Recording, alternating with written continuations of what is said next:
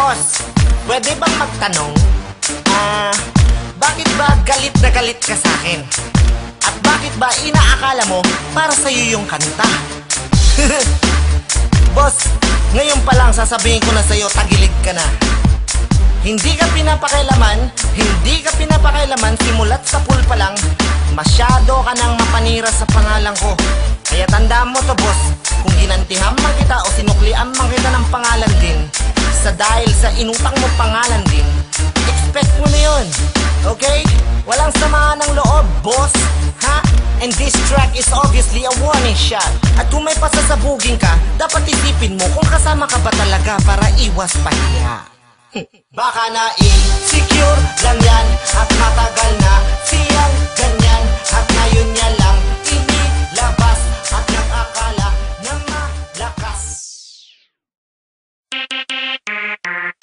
Pwede ba ulaw? Pwede na ba kumahiya? Kahit hindi niya kaso, bakit umaapila? Pwede maulaw?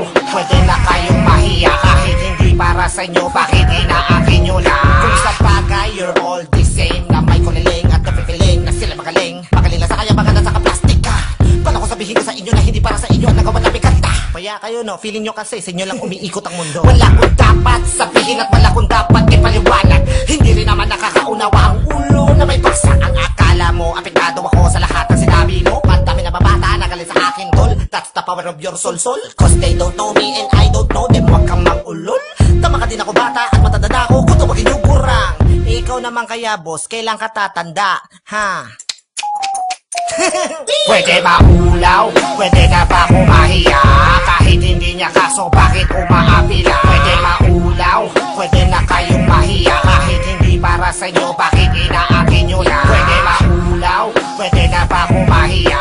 Kahit hindi niya kaso, bakit umaapila? Pwede maulaw, pwede na kayong mahiya? Kahit hindi para sa inyo, bakit inaakin nyo na?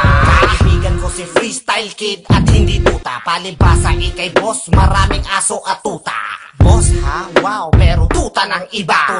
Tuta ka ng tuta, tututain na kita.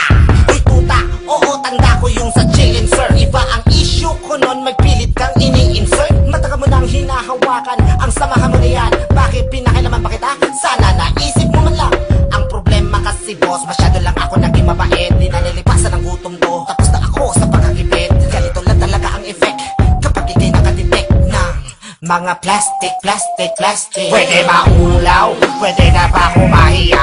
Kahit hindi niya kaso, bakit umaapila? Pwede maulaw, pwede na kayong mahiya? Kahit hindi para sa inyo, bakit inaakin nyo na? Pwede maulaw, pwede na ba kumahiya? Kahit hindi niya kaso, bakit umaapila? Pwede maulaw, pwede na kayong mahiya? Kahit hindi para sa inyo, bakit inaakin nyo na? Sa katunayan, boss, di ka naman kasali sa gulo, kasi wala ka nung mga panahong nagkagulo. At anong paki mo nung napatext ako noon? Sana natanong mo kung para sa'yo yun o para sa inyo yun. Ayan tuloy na pahiya. Wow, ang dami na nagbago sa'yo, boss ka na. At ang dami mong alam na kwento, chismoso pa. Well, sana lang talaga alam mo ang iyong ginagawa, kasi wala akong natatandaan na ginawang kita ng masama. Sa madali sabi, wala ka namang alam.